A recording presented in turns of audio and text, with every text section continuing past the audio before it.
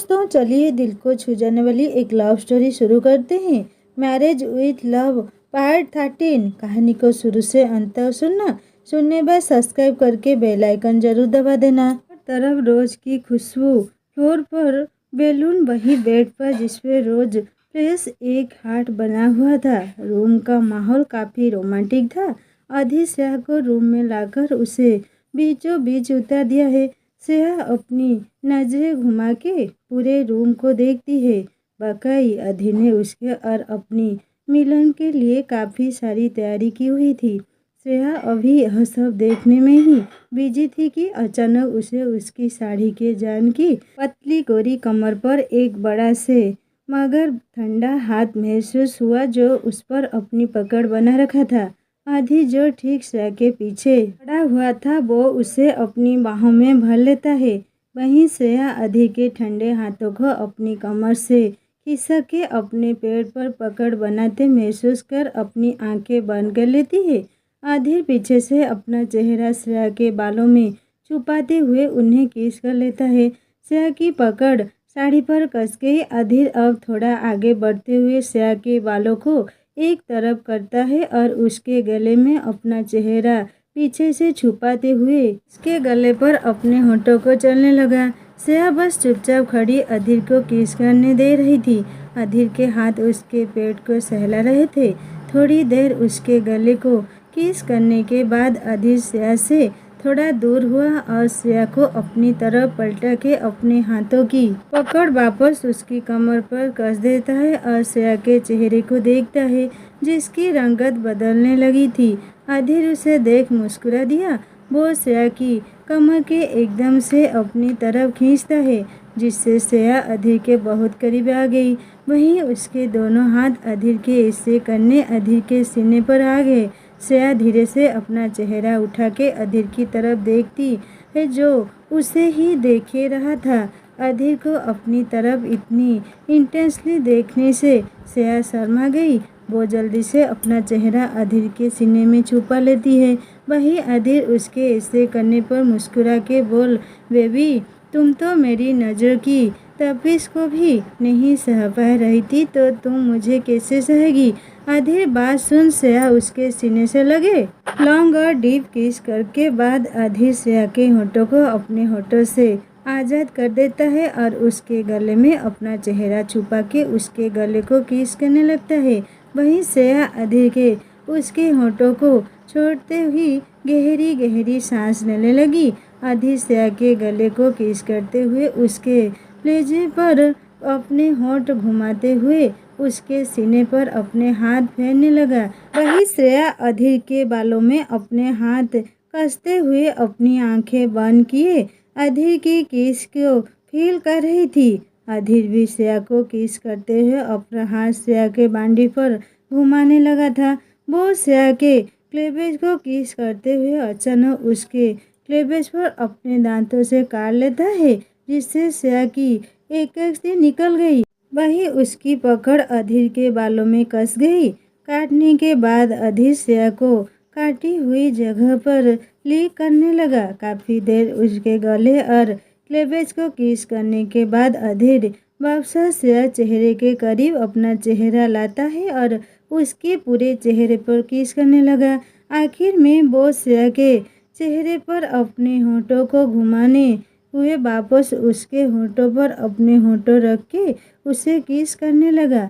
श्रेया भी इसमें अधीर का बराबर साथ दे रही थी। अधीर श्रेया को किस करते हुए अपना एक हाथ आगे ले जाते हुए धीरे से उसकी साड़ी के पल्लू को उसके कंधे से सरका देता है जिससे श्रेया का क्लेवर अधीर के सामने था।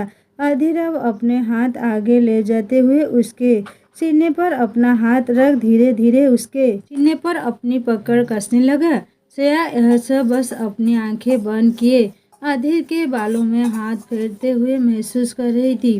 थोड़ी देर और किस करने के बाद अधीर धीरे से श्रेया के होठों को छोड़कर श्रेया के चेहरे को देखता है जो एकदम लाल पड़ चुका था। अधीर उसे लाल पड़े चेहरे को देख हल्के से मुस्कुरा दिया। वो उसके रेड चिप्स को अपने दांतों से हल्के से काटते हुए बोला, बेबी तुम्हारे चिप्स तो बिल्कुल किसी रेड टमाटो की तरह हो गए। दिल तो कर रहा है इन्हें अभी काट खा जाऊं। श्रेया उसकी बात सुन बस आंखें बंद किए ही हल्का सा मुस्कुरा दी। अधीर श्रेया के मुस्कुराते हुए चेहरे को देखते हुए अपना हाथ श्रेया के चेहरे से घुमाते हुए उसके गले पर, फिर उसके क्लेवेज पर, उसके सीने पर, फिर उसके फूले हुए पैर से अपने हाथ को घुमाते हुए नीचे की तरफ लेकर गया और धीरे से उसकी साड़ी को उसकी स्कर्ट से निकाल दिया और निकलने के साथ ही अधीर साड़ी को बेड के नीचे गिरा देता है। अधीर के ऐसे करते ही श्रेया अपनी आंखें कस के बंद कर लेती है। उसकी सांसें तेज चलने लगी थी। वहीं उसकी धड़कनों का शोर उस शांत कमरे में अधीर को साफ सुनाई दे रहा था। अधीर एक नज़र श्रेया को देखता है जो इस वक्त सिर्फ अपनी ब्लैक शर्ट और ब्लाउज में अधीर के सामने लेटी हुई थी। अधीर की नज़र श्रेया की गोरी और बेदाग बंडी को निहार रही थी। वाकई श्रेया को भगवान ने बहुत ही फुर्सत से बनाया था। अधीर की नज़र श्रेया के चेहरे से होते हुए उसके क्लेवेज, उसके सीने और आखिर में उसके पैर से उसकी नाभि पर अधीर की नज़र अटक गई। श्रेया के गहरी गहरी सांस लेने की वजह से उसकी नाभि बार बार ऊपर और नीचे हो रही थी, जिसे देख अधीर की धड़कनें बढ़ गई। अधीर श्रेया के चेहरे को देखता है जो अभी अपनी आंखें बंद किए किसी गुड़िया की तरह उसके सामने लेटी हुई थी। अधीर धीरे से अपना हाथ उठाते हुए अपना हाथ श्रेया की नाभि पर अपना हाथ रख देता है। अधीर के ठंडे हाथों को अपने पेट पर फील करते ही श्रेया की पकड़ उसकी बेडशीट पर कस गई। वहीं अधीर बहुत ध्यान से श्रेया के खुले हुए पेट और उसकी नाभि पर अपने हाथ को घुमा रहा था, जिसकी वजह से श्रेया की सांसें ऊपर नीचे होने लगी और साथ ही उसका सीना भी अधीर की नजरों से अब श्रेया को पा लेने का जुनून देखने लगा था। काफी देर उसके पेट और नाभि के साथ खेलने के बाद अधीर धीरे से बेड से उठा और अपनी शर्ट के बटन खोलने लगा। श्रेया जो तब से आंखें बंद किए थी, अचानक अधीर को बेड से उठते फील करके वो जैसे ही अपनी आंखें खोल कर देखती है, उसकी तो जैसे सांसें ही अटक गई। अधीर ठीक उसके सामने खड़ा होकर उसे ही देखते हुए एक एक करके अपनी शर्ट के बटन खोल रहा था, जिसे देख श्रेया का पहले से लाल पड़ चुका चेहरा और भी ज़्यादा लाल पड़ गया। श्रेया अधीर से अपनी नज़रें हटा लेती है। वहीं अधीर श्रेया के ऐसे करने पर मुस्कुरा दिया। वो अपनी शर्ट को उतर के बेड के पास ही गिरा देता है और खुद बेड पर आता है। अधीर को बेड पर आते देख श्रेया जल्दी से बेड पर पलट गई, जिसे उसकी आँख खुली पीठ अधीर के सामने आ गई। श्रेया को बहुत डर लग रहा था आगे की सोच सोच के। हाँ, कल रात दोनों क्लोज हुए थे, लेकिन उस वक्त श्रेया नशे में थी, इसीलिए उससे ज़्यादा शर्म नहीं आई कल, लेकिन आज वो अपने होश में थी, जिसे वो अधीर को ऐसे देख शर्म से मरी जा रही थी। वहीं अधीर श्रेया के एकदम से ऐसे पलटने पर मुस्कुरा दिया। वो धीरे से बेड पर वापस आया और अपना हाथ आगे बढ़ाकर श्रेया की खुली ही पेट पर अपना हाथ फेरने लगा, जिससे श्रेया के शरीर में सनसनी सी मच गई। श्रेया ने कस के अपनी आंखें बंद कर ली। वहीं उसकी पकड़ पिलो पर कस गई। अधीर थोड़ा और आगे आया और धीरे से अपने गर्म होठों को श्रेया की खुली हुई पीठ पर रख दिए, जिससे श्रेया की पूरी बांडी में कंपी से मच गई। श्रेया ने अपना चेहरा पिलो में छुपा लिया। वहीं अधीर धीरे से श्रेया की पीठ पर अपने होठों को फेरने लगा। उसका एक हाथ श्रेया की कमर और उसके पैर को सहला रहा था। अधीर अपनी आंखें बंद किए मधुसी में उसे किस कर रहा था। श्रेया की पूरी पीठ पर अपने होंठ फेर के बाद अधीर अपने होंठों को मदद से श्रेया के ब्लाउज की डोरी को अपने दांतों के बीच लेकर खींच देता है, जिससे श्रेया के ब्लाउज की डोरी एक झटके में खुल गई। वहीं अधीर के ऐसे करते ही श्रेया की धड़कनें बढ़ गई। अधीर अपने दांतों की मदद से ही श्रेया के ब्लाउज के पीछ से हुक को खोल देता है और उसकी पीठ पर किस करने लगता है। अधीर श्रेया को किस करते हुए धीरे से अपने हाथ की मदद से उसे अपनी तरफ लेटा देता है। श्रेया अधीर के ऐसे करते ही धीरे से उसके सामने आ गई। अधीर अपना चेहरा उठाकर श्रेया के चेहरे को देखता है, जो आंखें बंद किए अपनी सांसों को काबू करने की कोशिश कर रही थी। उसका पूरा चेहरा पके हुए टमाटर की तरह लाल पड़ चुका था। अधीर श्रेया के चेहरे को देखते हुए वापस उसके पूरे चेहरे को प्यार से किस करते हुए अपना हाथ आगे बढ़ाकर धीरे से श्रेया के ब्लाउज को उसकी बांडी से अलग करते हुए बेड के नीचे गिरा देता है। श्रेया की तो अब हालत खराब हो गई थी। वो अपने बाहें अधीर के गले में कस देती है। अधीर अब भी उसके गले को किस करता रहा। उसे मालूम था श्रेया घबरा रही है। वो पहले श्रेया को कंफर्टेबल करना चाहता था। थोड़ी देर उसे किस करते रहने के बाद अधीर वापस श्रेया को होंठों पर अपने होंठ रखते हुए इसे बहुत ही प्यार से किस करने लगा। श्रेया भी थोड़ी बड़ी कंफर्टेबल हो चुकी थी। वो भी अब अधीर को किस बैक कर रही थी। अधीर इसे महसूस कर धीरे से अपना हाथ आगे बढ़ाकर धीरे से अपना हाथ श्रेया के स्कर्ट पर रख देता है। अधीर श्रेया को किस करते हुए धीरे से श्रेया की स्कर्ट को नोट को अपने हाथ की मदद से खोल देता है। अधीर श्रेया को किस करते हुए धीरे से अपने हाथ की मदद से श्रेया की स्कर्ट को नीचे की तरफ सरका देता है। अधीर धीरे से श्रेया के होंठों को छोड़कर वापस अपना चेहरा उसके गले में छुपा लेता है। वहीं श्रेया अब अधीर की करीबी में मधोसी में अधीर की पीठ पर अपने हाथों को कस देती है। अधीर श्रेया को किस करते हुए धीरे धीरे नीचे जाने लगा। वहाँ उसके सीने पर अपने होंठों को फेरते हुए उसके सीने से होते हुए उसके पैर पर अपने होंठ फेरने लगा। वहाँ उसके पैर पर पैर किस करने लगा। वहीं श्रेया अधीर के बालों में अपनी पकड़ कस देती है।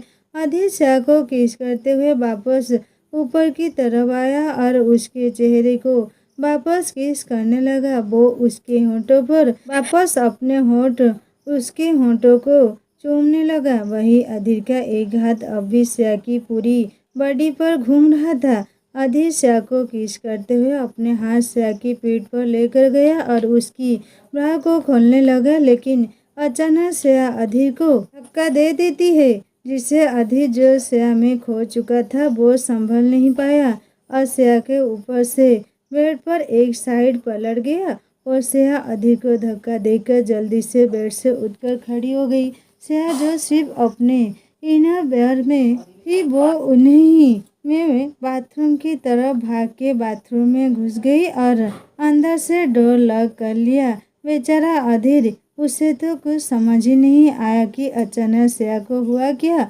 अभी तो सब एकदम सही जा रहा था। अचानक श्रेया के धक्का देने से लेकर उसके बाथरूम में जाने तक अधीर बस उसे देखता रह गया। अधीर डोर बंद होने की आवाज़ सुन अपने होश में आया। वो भी जल्दी से बेड से उठकर बाथरूम के पास गया और डोर नॉक करते हुए बोला, बेबी व्हाट्सएप, अगर तुम अभी इसके लिए तैयार नहीं हो तो कोई बात नहीं, तुम मुझे बता सकती हो, हम फिर कभी ट्राई कर सकते हैं, तुम डरो मत। अधीर बहुत ही प्यार से श्रेया से पूछता है। उसे लगा कि श्रेया का एक सेट टाइम होने की वजह से वह डरी रही है, इसीलिए वो उसे कंफर्टेबल करते हुए बोला। लेकिन श्रेया जो बाथरूम में थी उसकी तरफ से कोई जवाब नहीं आया। अधीर को अब डर लगने लगा कि कहीं उसने कोई गलती तो नहीं कर दी जिससे श्रेया डर गई हो या गुस्सा हो गई हो। वो अब बेचैन सा डोर पर न करते हुए वापस बोला, बेबी सॉरी, अगर तुम्हें मेरा तुम्हारे करीब आना पसंद नहीं आया प्लीज़ डोर खोल दो, मुझे चिंता हो रही है।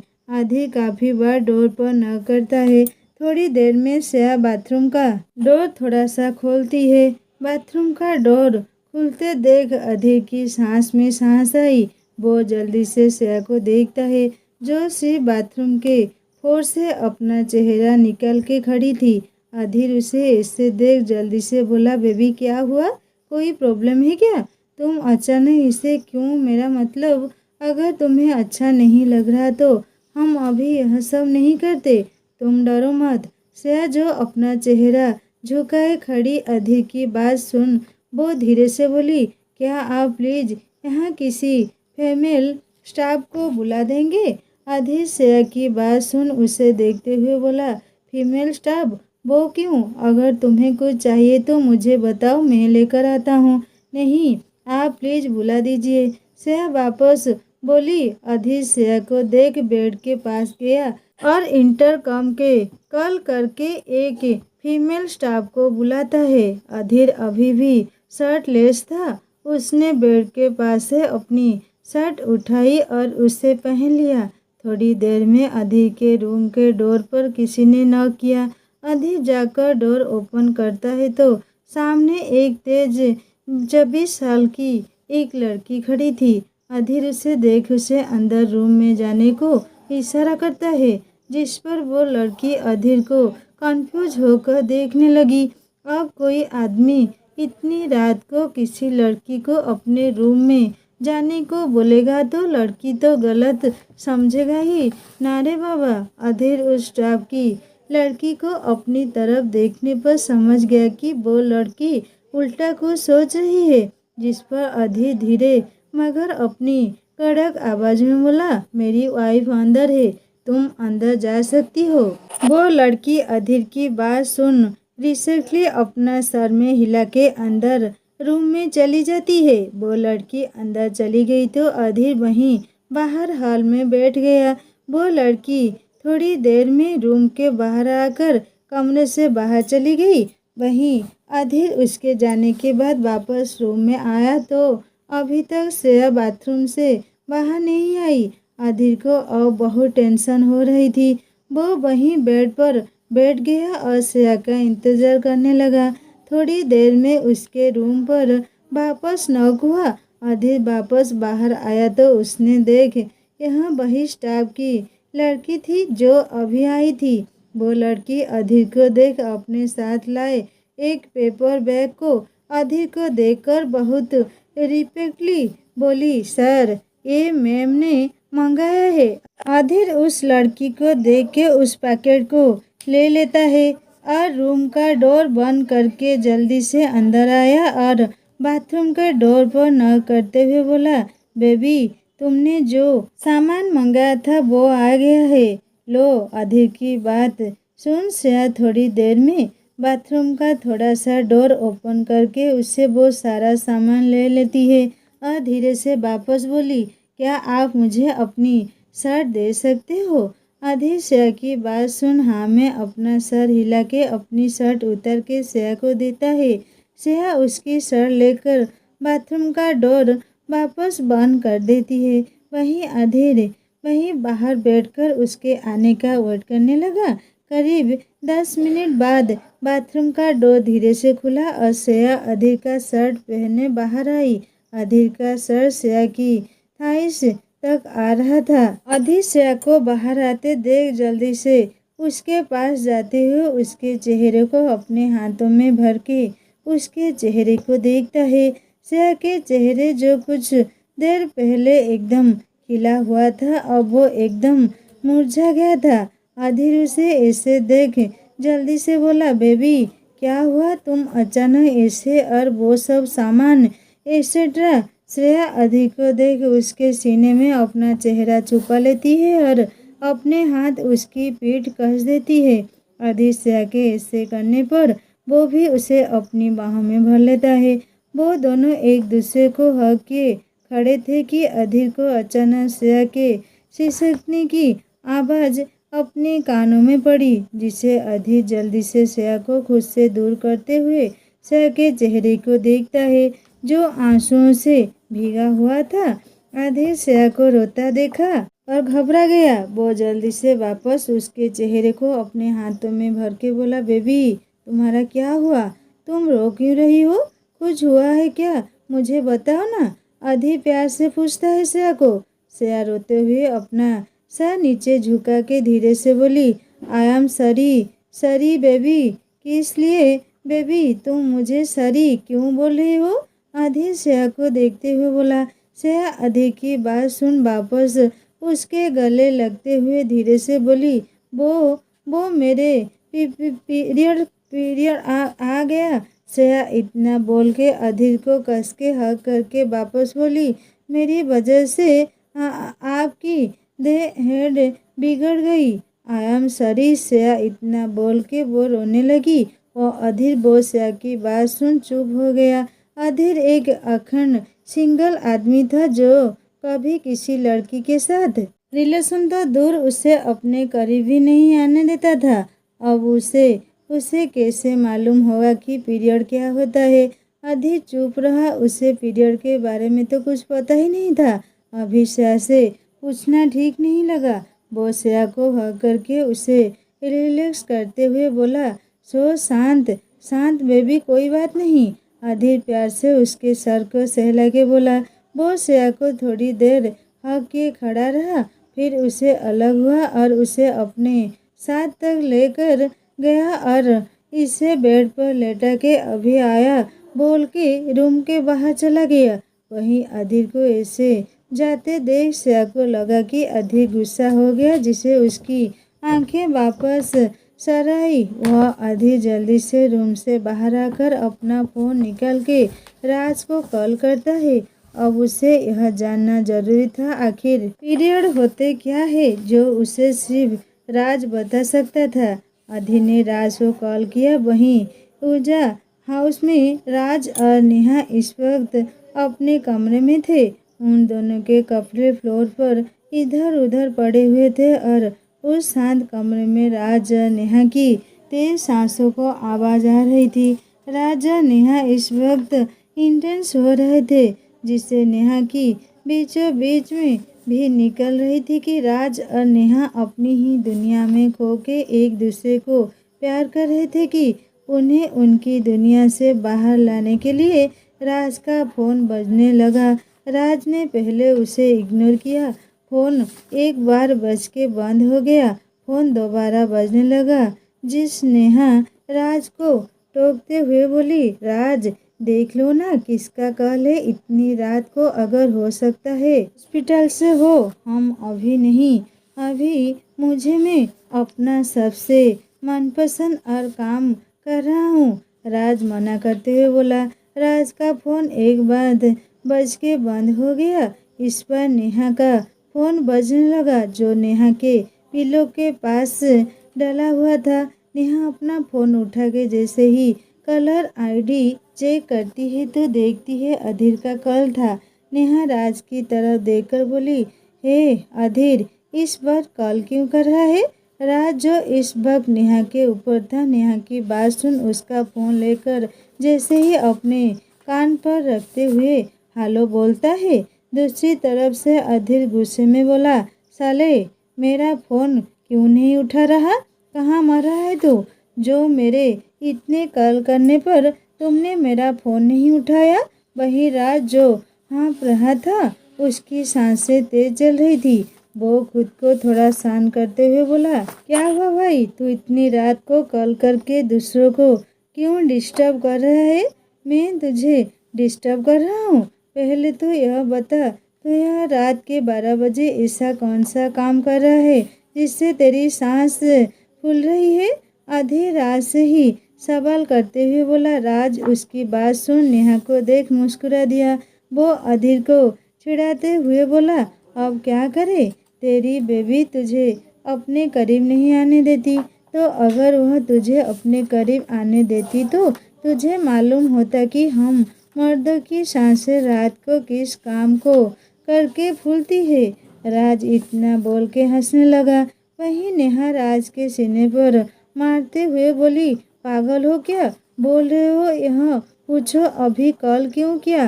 राज हंसते हुए बोला, अच्छा यह छोड़, यह बात अभी तुझे समझ नहीं आएगी कुछ भी। यह बता इतनी रात को कॉल क्यों किया? राज का कोई शान सुन के अधीर धीरे से बोला, वो पीरियड्स क्या होता है भाई? अधीर एकदम से बोला। वह अधीर की बात सुन राज एक पल को चुप रहा, फिर हंसते हुए बोला, देख मैं इसीलिए बोलता था भाई, मेरे अपनी पूरी जिंदगी में एक और लड़की तो पटा ले, लेकिन नहीं, तुझे तो और शौक था अगर एक और लड़की को अपनी गर्लफ्रेंड बनाकर घूमता तो तुझे मालूम होता ना कि पीरियड क्या होता है। अगर तूने फालतू की बकवास कर ली तो मुझे बताया कि पीरियड क्या होता है। अधीर इस बार थोड़े गुस्से से बोला, आज तुझे पीरियड के बारे में जानने का शौक छोड़ा है, और वैसे भी आज तो तू श्रेया के साथ डेट पर गया हुआ है, फिर बीच में यह पीरियड का टप्पी कहाँ से आ गया। राज बोला, वो बेबी को सडनली पीरियड आया है। हम दोनों जब क्लोज होने को थे तब वो अचानक बाथरूम से चली गई एंड बाहर आने के बाद बहू रो रही थी। अधीर पूरी बात राज को बताते हुए बोला। अधीर की बात सुन राज और जोर से हंसते हुए बोला, हाय रे फुटी किस्मत, मेरा क्या किया तूने यार। आज मेरा दोस्त फिर से वर्जन ही रह गया। राज इतना बोल के वापस हंसने लगा, जिस पर अब अधीर गुस्से में बोला, तू बता रहा कि नहीं, वरना मैं किसी और से पूछ लूँगा। अधीर की अचानक गुस्से से भरी आवाज़ सुन एक पल को राज भी डर गया। वो जल्दी से बोला, हाँ बता रहा हूँ ना, वो पीरियड या महावारी एक सामान्य प्राकृतिक जैविक नेचुरल प्रक्रिया है, जिसमें गर्ल्स या वोमेन के यूटेंस के अंदर से ब्लीडिंग और ओक वाहिनी के द्वारा बाहर निकल जाते हैं। यह आमतौर पर महीने में एक बार होता है। लड़कियों के शरीर में पीरियड की शुरुआत होने का मतलब है कि उनका शरीर अपने को संभावित गर्भावस्था या प्रेगनेंसी के लिए तैयार करता है। इसमें घबराने वाली कोई बात नहीं है। आमतौर पर यह 3 दिन या फिर 5 दिन का होता है, लेकिन इसमें बहुत की लड़कियों को उनके पेट और कमर में बहुत पेन होता है और मूड स्विंग्स भी होते हैं। उनका दर्द कम करने के लिए उन्हें चॉकलेट और उनकी पसंद का को दे सकते हैं, लेकिन मेरे हिसाब से सबसे वर्स्ट चॉकलेट है। राज इतना बोल के चुप हो गया। राज के चुप होते ही अधीर जल्दी से फोन कट कर देता है। वहीं राज के फोन कट करने पर राज का मुंह बन गया। वो फोन को घूरते हुए बोला, क्या आदमी है, थैंक्स भी नहीं बोला। राज इतना बोल के नेहा को देखा है जो इसे घूर रही थी। अब तुम्हें क्या हुआ, ऐसे क्यों घूर रही हो? तुम अभी अधीर से क्या बोल रहे थे कि रात में आदमी क्यों हम्फते हैं और एक्सेट्रा। नेहा राज को घूर के देखते हुए बोली, अरे बेबी मैं वो। राज कुछ बोल पाता उससे पहले ही नेहा थोड़े गुस्से से बोली, मेरे ऊपर से उतरो पागल आदमी, हटो। नेहा राज को अपने ऊपर से धक्का देते हुए बोली, जिससे राज बेड पर एक तरफ गिर गया। नेहा बेड से उठकर अपने कपड़े उठाकर पहनने लगी। राज नेहा को लाचारी से देखते हुए बोला, बेबी तुम मुझे ऐसे बीच में नहीं छोड़ सकती, बाहर में जाओ। इतना बोल के नेहा बाथरूम में चली गई। वहीं राज बेड पर डले रहा कर नेहा को देखता रह गया। नेहा के जाने के बाद राज अपनी बॉडी को देखता है जो हार्ड थी। उसे देख राज गहरी सांस लेकर बोला, इस अधीर के चक्कर में मेरी बीवी नाराज हो गई, इसमें छोड़ूंगा नहीं। इतना बोल के राज भी पीछे बाथरूम में चला गया। वहीं अधीर राज से कॉल करके होटल के इंटरकॉम पर कॉल करके उनके होटल की सभी चॉकलेट से बनी सग काफ़ी एक्स्ट्रा मंगवा लेता है। साथ ही काफ़ी सारी चॉकलेट थे। इतना ऑर्डर करके अधीर कमरे में आया तो उसने देखा श्रेया अपना पेट पकड़ के लेटी हुई थी। शायद उसके पेट में दर्द हो रहा था।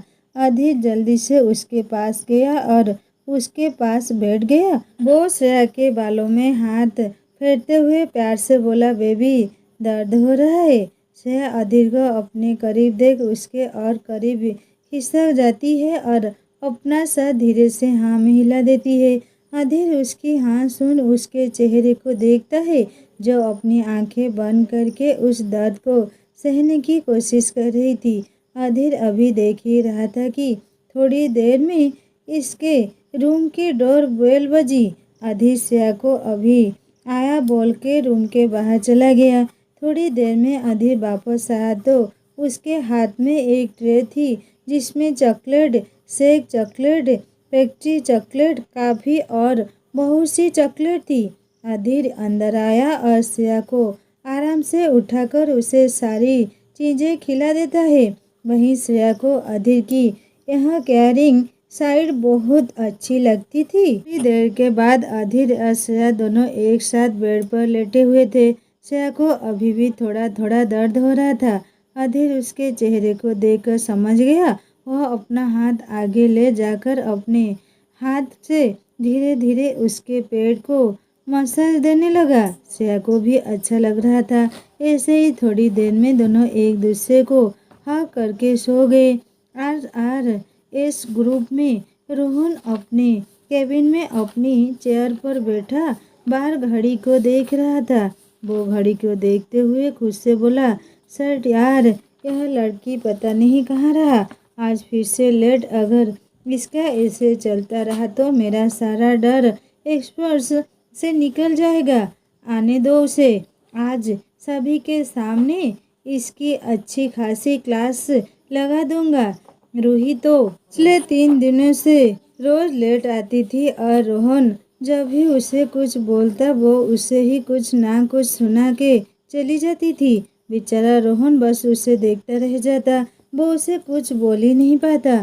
थोड़ी देर में रूही अपना लगे लेकर रोहन के केबिन में आती है तो रोहन जो जब से उसका ही वेट कर रहा था, रूही का लगे देखकर चौंक के बोला, तुम इतना सारा सामान लेकर कहाँ जा रही हो? हमें बस 2 दिन के लिए बाहर जा रहे हैं। तुम तो लगता है महीने भर का प्लान करके आई हो। रूही अंदर आते हुए बोली, हाँ मुझे मालूम है, हम 2 दिन के लिए जा रहे हैं और यह मेरे 2 दिन का ही लगेज है। रूही अपना लगेज दिखाते हुए बोली। रोहन उसके उस बड़े से बैग को देखकर बोला, यहाँ तुम्हारे 2 दिन के कपड़े हैं? हाँ, अब टाइम वेस्ट मत करो, हम पहले ही लेट हो चुके हैं। अब चलना नहीं है क्या? रूही रोहन से बोली। बेचारा रोहन अपना सर हिला के बोला, फ्यूचर में शादी के बाद मुझे लगता है मुझे मेरे सारे कपड़े बाहर ही रखने पड़ेंगे, क्योंकि मेरा बर्डन तो इसके कपड़ों से ही भर जाएगा। कुछ कहा तुमने? रूही रोहन को देखकर वापस बोली, नहीं कुछ नहीं, जल्दी चलो, हम पहले ही बहुत लेट हो गए हैं। तुम्हारी मेहरबानी से। रोहन बाहर जाते हुए बोला। रूही उसकी बात सुन मुंह बना लेती है और उसके पीछे चलने लगी। दोनों थोड़ी देर में गाड़ी में बैठे हुए थे। गाड़ी रोहन ड्राइव कर रहा था। रूही उसके पास वाली सीट पर बैठी हुई थी। दोनों इस वक्त शांति से बैठे हुए थे। रूही अपना फ़ोन यूज कर रही थी। वही रोहन का पूरा ध्यान कार ड्राइव करने पर था। हाईवे तक आने पर रोहन और रूही दोनों में कोई बात नहीं हुई थी। थोड़ी देर जिससे रोहन अब बोर होने लगा। थोड़ी देर में रूही का फ़ोन बजने लगा। रूही अपने फ़ोन में देखती हो तो पाती है कि राहुल का कॉल था। वो उसका कॉल अटेंड करती है और कुछ देर बात करने के बाद वो कॉल कट कर देती है। वहीं रोहन रूही के फ़ोन पर किसी लड़के का कॉल देख उसका पूरा ध्यान की बातों पर चला गया। रोहन का ना जाने क्यों रूही का किसी लड़के से बात करने पर जलन हो रही थी। थोड़ी देर चुप रहने के बाद रोहन से रहा नहीं गया। आखिर वो बोल पड़ा, बॉयफ्रेंड क्या? रोहन की बात सुन रूही रोहन को देखते हुए एकदम से बोली, बॉयफ्रेंड का कॉल है आई थिंक। रोहन वापस बोला, तुम्हें उसे क्या? अपने काम से काम रखो। रूही रोहन को देखकर बोली, मुझे मतलब नहीं होगा तो किसे होगा? रोहन वापस बोला, क्यों? तुम कौन हो मेरे जो तुम्हें मतलब होगा? रूही रोहन को घूर के बोली, अभी नहीं हूँ, फिर फ्यूचर में होऊंगा या नहीं? रोहन बसपा बोला, तुम कहना क्या चाहते हो? फ्यूचर में क्या? रूही वापस बोली, अरे अब मैं तुम्हारा बॉस हूँ तो तुम्हें मालूम होना चाहिए ना कि मेरी जो सेक्रेटरी है वो किस तरह की लड़की है। इस तरह की लड़की से क्या मतलब है तुम्हारा? तुम मेरे बॉस हो तो ज़्यादा बॉयफ्रेंड वाली हरकतें मत करो। क्यों? मैं तुम्हारा बॉयफ्रेंड नहीं बन सकता क्या? रोहन रूही को देखकर बोली, छी बॉयफ्रेंड, वो भी तुम उससे अच्छा तो मैं कभी बॉयफ्रेंड ही ना बनाऊं। रूही बोली, क्या मुझ में क्या खराबी है? हैंडसम हूँ और गुड लुकिंग हूँ, रिच हूँ जैसे एक लड़की सोचती है, ठीक वैसे वाला बॉयफ्रेंड हूँ मैं। रोहन अपनी तारीफ करके बोला। रूही उसकी बात सुन हंसते हुए बोली, तुम और हैंडसम और good looking, what are joke. तभी अपनी शक्ल आईने में देखो, बंदर भी तुमसे ज़्यादा सुंदर लगता है। हा हा हा। रूही की बात सुन रोहन उससे घूरता है और उसे घूरते हुए मन में बोलता है, तुमने तो मैं बाद में बताया हूँ, और अगर आज मीटिंग के लिए लेट ना हो रहा होता तो तुम्हें दिखाता मैं बंदर हूँ या नहीं। इतना सोच के रोहन चुप हो गया। उसे मालूम था रूही से मुंह लगाना मतलब बात की खाल निकालना। करीब 2 घंटे में वो दोनों अपनी डेस्टिनेशन पर पहुंचे। वहां जाकर रोहन ने अपनी गाड़ी एक 5 स्टार होटल के सामने रोकी और रूही के साथ अंदर गया। उन दोनों को अंदर आते देख होटल का मैनेजर भाग के रोहन के पास आया और उसे ग्रहण करते हुए बोला, hello mister Kapoor and miss Kapoor, आप दोनों का हमारे होटल में स्वागत है। रूही जो तब से होटल को देख रही थी, उस मैनेजर की बात सुन रोहन के बोलने से पहले खुद आगे जाकर बोली, ओ हेलो, मैं कोई मिस कपूर नहीं हूँ, मैं इसकी बीबी शिवी नहीं तो मैं बस इसकी शेरी हूँ। रूही इतना बोल के चुप हो गई तो मैनेजर रोहन को देखने लगा। रोहन रूही को पीछे खींचते हुए उसे घूर के देखते हुए बोला, बोल लिया। रूही उसे घूरती है। रोहन उसे पीछे करते हुए मैनेजर से बोला, मुझे 2 कमरे चाहिए। इतना सुन मैनेजर एक नज़र रूही को देख जल्दी से वहाँ से चला गया। थोड़ी देर में रूही और रोहन अपने कमरे में चले गए और सारा दिन आराम करने में ही निकल दिया। रोहन मीटिंग के लिए लेट हो गया था, इसीलिए उसने मीटिंग का टाइम सुबह की बजाय शाम को रख दिया। शाम के टाइम रोहन और रूही दोनों आराम करने के बाद अब मीटिंग में जाने को तैयार थे। यह मीटिंग एक होटल में रखी गई थी, जिसके लिए रोहन तैयार होकर गाड़ी में बैठा रूही का इंतजार कर रहा था। लेकिन रूही हमेशा की तरह आज भी लेट।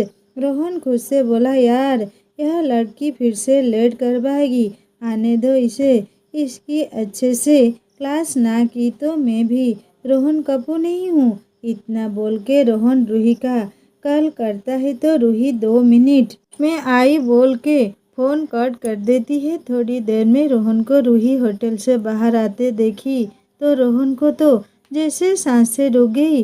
रूही ने आज एक ब्लैक कलर की एलाइन ड्रेस पहनी थी, जिसमें उसका दूध सा गोरा रंग निखर के दिख रहा था।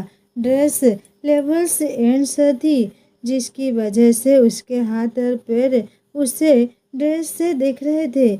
उसने बालों को खुला हुआ छोड़ा था, होंठों पर लाल लिपस्टिक, कानों में राउंड से बड़े इयररिंग, कुल मिला के रोक की तरह वो आज झिल्ली नहीं बल्कि कहीं की मॉडल लग रही थी।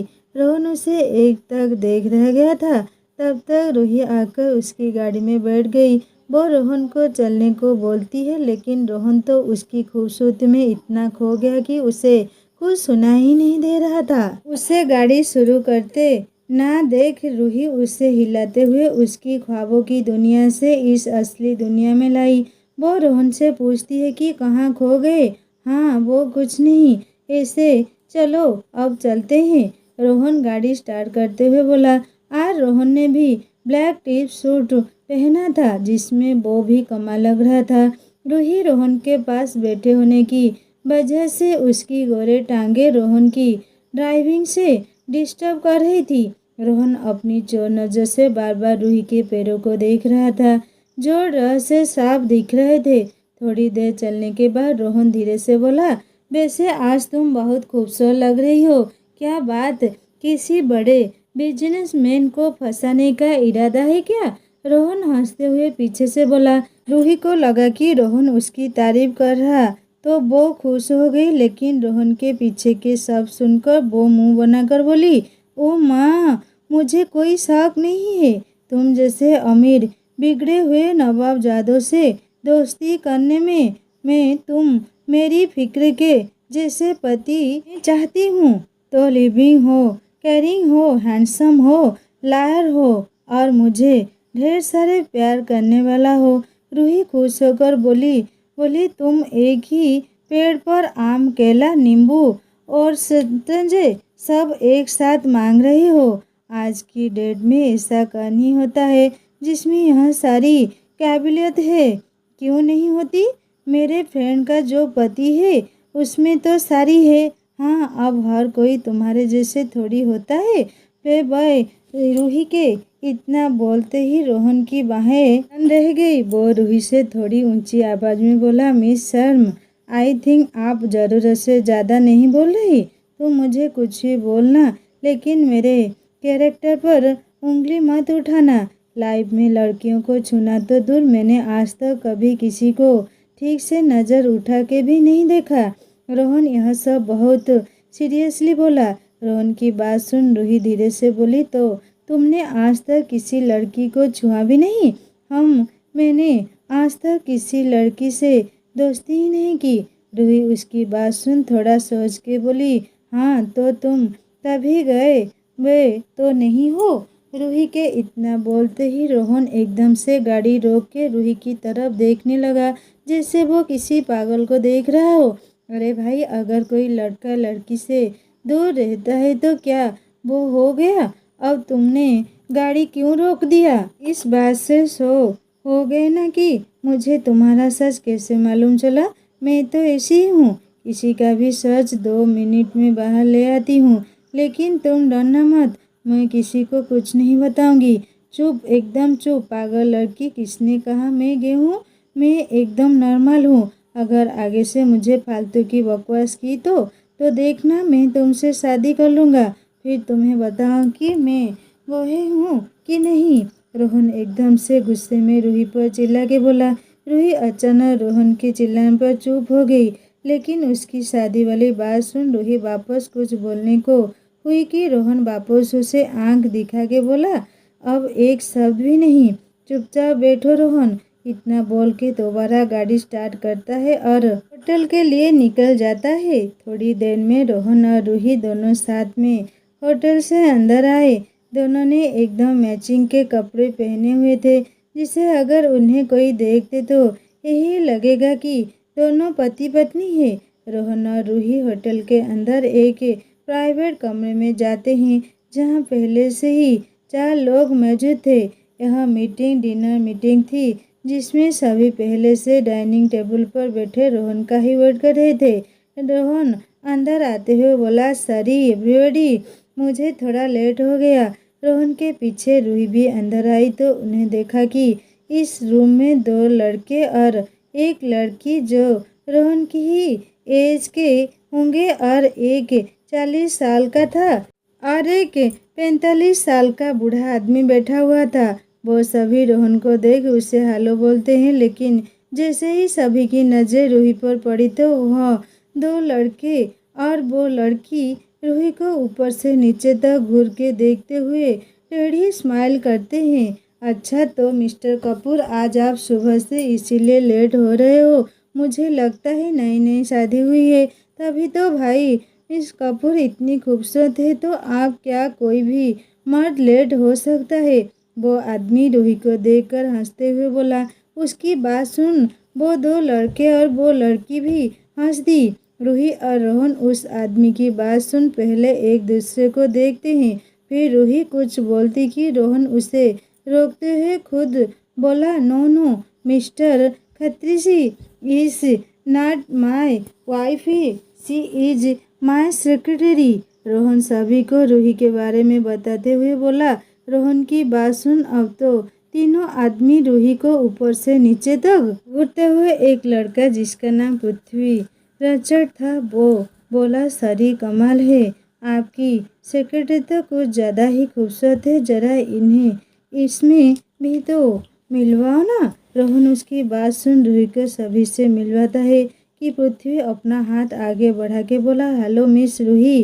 रूही पृथ्वी से जैसे ही हैंडशेक करती है, पृथ्वी अपने हाथ के अंगूठे से उसके हाथ को सहला के उसे एक स्माइल पास करता है, जो रूही को बहुत अजीब लगा। वो जल्दी से उसे अपना हाथ छुड़ा के रोहन के पास वाली सीट पर बैठ गई। कुछ ही देर में मीटिंग स्टार्ट हुई। सभी लोग अपना अपना डिस्कशन कर रहे थे। इस बीच पृथ्वी की नजरें एक तरह रूही के गोरे बदन पर टिकी हुई थी। उसे देखकर उसे रूही को पाने की इच्छा जाग रही थी। यही हाल कुछ उन दोनों और आदमियों का था। मीटिंग काफी देर चली, फिर भी सभी डिनर करने लगे। रूही भी सभी के साथ ही डिनर कर रही थी। तो पृथ्वी ने सभी के लिए ड्रिंक्स ऑर्डर की। थोड़ी देर में सभी की ड्रिंक्स ना चुकी थी। रूही के सामने उसकी ड्रिंक्स रखी थी। उसने कभी ड्रिंक्स की ही नहीं रही थी, लेकिन वो यहाँ सभी के सामने अपनी बेइज्जती नहीं करवाना चाहती थी, इसलिए उसने धीरे धीरे ही सही सारा ग्लास खत्म कर दिया। रोहन ने उस पर ध्यान नहीं किया क्योंकि वह अभी से बातों में बिजी था। रोहन हंस हंस के उस लड़की से बात कर रहा था। वो लड़की भी देखने में खूबसूरत थी। वहीं रूही को पता नहीं क्यों रोहन का उस लड़की से बात करना पसंद नहीं आया। रूही अपना पहला गिलास पीने के बाद रोहन और उसे लड़की को देखते हुए दूसरा गिलास उठा लेती है। ऐसे ही करते रूही ने 2 गिलास खाली कर दिए। अब उसे धीरे धीरे नशा होना शुरू हो गया। उसका सर उसे भारी भारी लगने लगा। रूही एक नज़र सभी को देखती जो हंसी मजाक करते हुए अब भी अपना डिनर कर रहे थे। रूही का चेहरा अब हल्का हल्का लाल पड़ने लगा था। रोहन सभी से बात करते हुए जैसे ही रूही को देखता है तो उसकी बोन तन जाती है, क्योंकि रूही अपना चेहरा नीचे झुका के बैठी हुई। रोहन की नज़र जैसे ही वहाँ रखे 2 ड्रिंक के ग्लास पर पड़ी, वह समझ गया कि रूही ने पहली बार पी ली है। रोहन सभी के साथ थोड़ी देर रुका और रूही को अपने सहारे खड़ा करके उसे बाहर ले गया। वहीं सभी इन दोनों को जाते देखते रह गए। वहीं पृथ्वी के चेहरे पर एक स्माइल थी। वो खुद से बोला, आज तो तुम रोहन के साथ एंजॉय करो बेबी, लेकिन कल की रात तुम मेरे साथ होगी। इतना सोच पृथ्वी के चेहरे को स्माइल बड़ी हो गई। वहीं रोहन रूही को अपने साथ लेकर बाहर आया था। तब तक उसकी गाड़ी भी वहां आ चुकी थी। रोहन ने ध्यान से रूही को गाड़ी में बिठाया और खुद जल्दी से ड्राइविंग सीट पर जाकर बैठ गया और वहां से निकल गया। रूही को अब नशा होने लगा था। रूही अब अपने बिल्कुल भी होश में नहीं थी। रोहन गाड़ी ड्राइव करते हुए थोड़ी नाराजगी में बोला, बेवकूफ़ लड़की, तुमको किसने कहा था ड्रिंक करने को? एक तो झोली नहीं जा रही, मैडम तो 2 ग्लास गटक के आई है। रोहन ऐसे ही सुनाते हुए रूही को लेकर होटल में पहुंच गया। वो रूही को अपनी गोद में उठाकर उसके रूम तो लेकर आया। रूही इस वक्त चलने की हालत में भी नहीं थी। रोहन रूही को उसके रूम में लाकर उसे बेड पर बैठाते हुए बोला, मैं जा रहा हूँ, अंदर से रूम लॉक कर लो। रोहन जाते हुए बोला, लेकिन अचानक रूही रोहन का हाथ पकड़ के इसे रोक लेती है। रोहन रूही की तरफ देखते हुए बोला, अब क्या हुआ? तुम उस लड़की से इतना हंस हंस के बातें क्यों कर रहे थे? रूही अपने नशे से भरी आंखों से रोहन को देखकर बोली, कौन सी लड़की? रोहन कॉन्फ्यूज होते हुए बोला, इतनी जल्दी भूल गए? अभी थोड़ी देर पहले कैसे करके उसे लड़की से बातें कर रहे थे। रूही गुस्से में रोहन को देखकर बोली। रोहन के चेहरे पर रूही की बात सुन मुस्कान आ गई। वो रूही के करीब जाते हुए बोला, तुम्हें उसे क्या मैं किसी से भी बात करूं? मुझे नहीं होगा तो कैसे होगा? भूलो मत, तुमने थोड़ी देर पहले मुझे कहा था तुम मुझसे शादी करोगे और मैं अपने रहने वाले पति को किसी और लड़की से बात नहीं करने दूंगी। रूही रोहन को घूर के बोली। रूही की बात सुन रोहन के चेहरे पर स्माइल आ गई। वह समझ रहा था कि रूही अभी नशे में, इसीलिए उसे ऐसे बोल रही है।